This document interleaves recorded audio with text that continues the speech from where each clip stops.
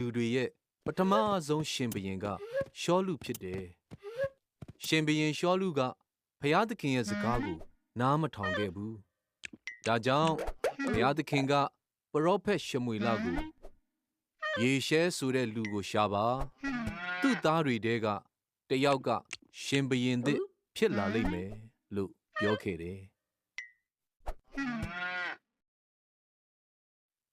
ရှမွေလကယေရှဲကိုဗက်လင်မြို့မှာတွေ့ခဲ့တယ်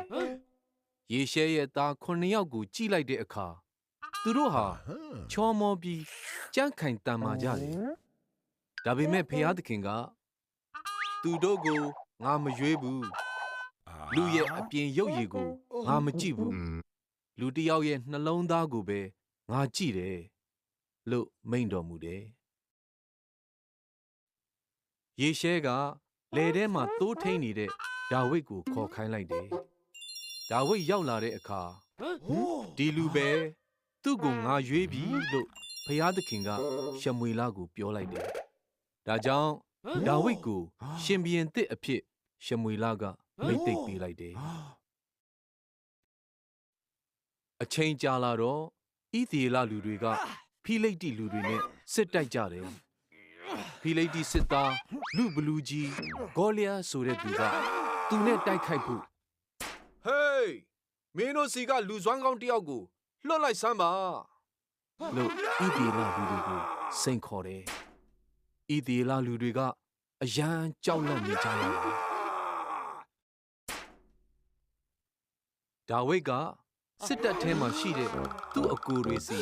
အစားအစာသွားပို့တယ်။သူကဂေါလိယကြီးရဲ့ကျိန်းဝါသံကိုကြားပေမဲ့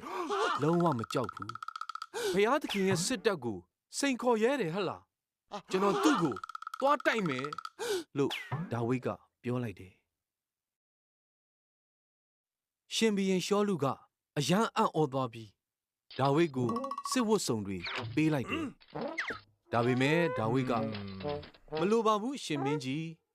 ကျွန်တော်ကိုဘုရားသခင်ကူညီမဆလို့တော်ရိုင်းတရိษံတွေကိုတောင်ကျွန်တော်တတ်ခဲ့တယ်။အခုလဲဒီဂေါလိယကိုတတ်ဖို့ဘုရားသခင်ကမဆပါလိမ့်မယ်လို့ပြန်ပြောလိုက်တယ်။ပြီးတော့ဒါဝိဒ်ကလောက်လွှဲနဲ့ကြောက်ခဲငါးလုံးကိုယူသွားတယ်။